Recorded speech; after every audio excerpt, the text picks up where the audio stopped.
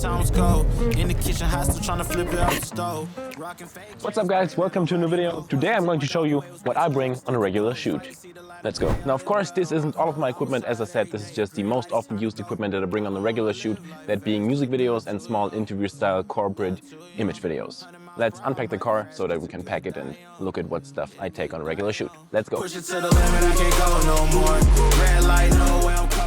Okay, so let's start off with the most satisfying thing, which is the audio bag.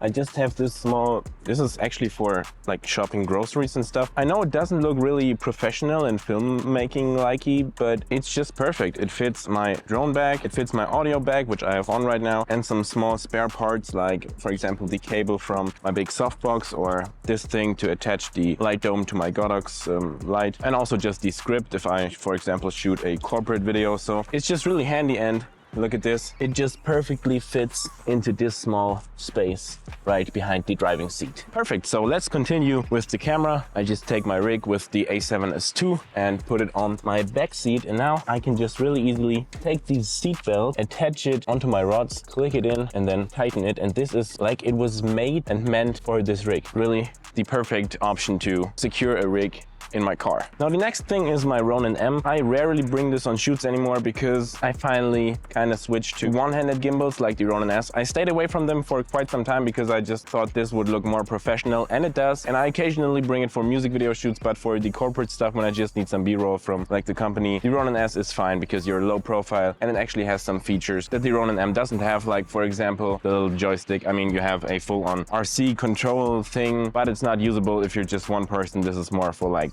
two people. So this one always goes on the other side of the back seat area. Just put it on like this, should be fine, never fell down. And right on top of it goes the good old Aputure Lightdome, which is like the best softbox. Gives such a nice light. I can just put it onto here. Whenever I don't take the Ronin, I put it on the other way around, but since I don't want this to stick into my softbox, I just put it on like this. Now, of course, this video isn't really in the right order. Like, I'm not first going over all the cameras, then the lighting stuff and the audio stuff. It's kind of all over the place because I'm doing it in the order that I'm packing my car. But I guess if you're just staying until the end of the video, you're gonna find out about everything that I take on a shoot.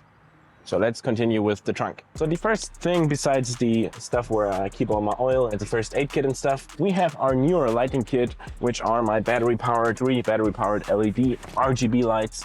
They are pretty great, and I always put my Ronin S on top of it so that I can just, you know, spare some time when I transport all the stuff. The next thing that goes into the trunk is my trusty old Manfrotto Backpack. This is where I keep all my chargers, spare lenses, like for example the 24-70, maybe a Polaroid cam, not really on corporate video shoots, but maybe on a music video shoot. I keep all my tools in here, maybe some spare batteries if they're not all in the green backpack, but just overall some stuff that you just have to throw in somewhere. All of this goes into my Manfrotto Backpack. The links to all of the stuff I'm showing you are of course down below in the description, and also what I forgot to mention, I always have my MacBook in the back pocket of the backpack, just in case I need to load up some files, or I don't know.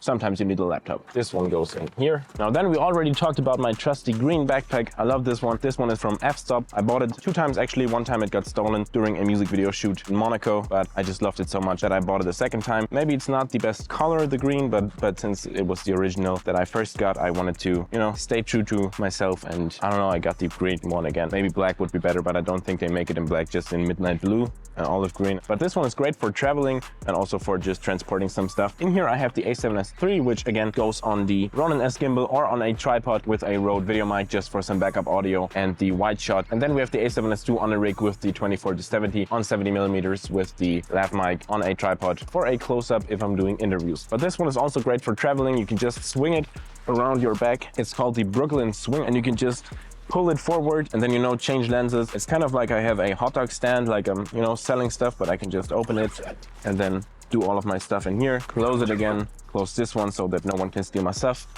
put it on my back again, and I'm off to go. Great backpack. I can 10 out of 10 recommend it. This one goes on the left side in here.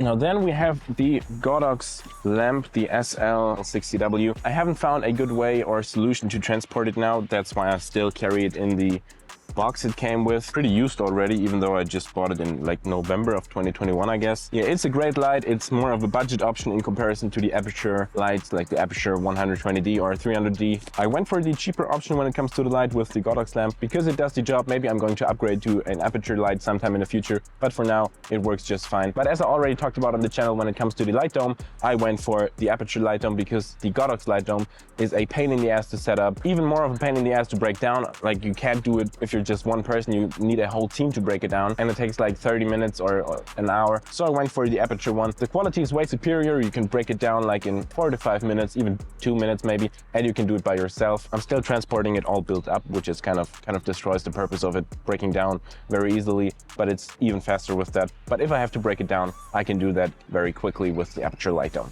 So this one goes in here. Now there are 3 light stands for the 3 battery-powered Neewer LED lights in here, but I have one final light stand which is a little bit bigger, which I use for the Aputure Lightdome Godox softbox. I just put it in here, and then I also have my second photo tripod, which I use for the interviews. With just the A7S III on it, I just also put it in here, but since they're both used for the 2 cameras at the moment, I can't put them in here. And then finally we have the big Manfrotto tripod, which is for the rig. I'm just transporting it in this Manfrotto case. It didn't come with it, I bought it separately, but it works pretty good. I can set up it very quickly, and this one just goes on top of everything. And there we have it. We're all set for a shoot.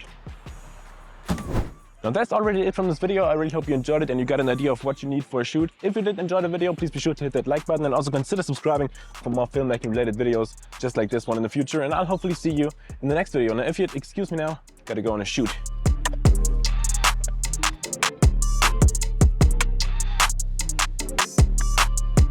Almost forgot my camera.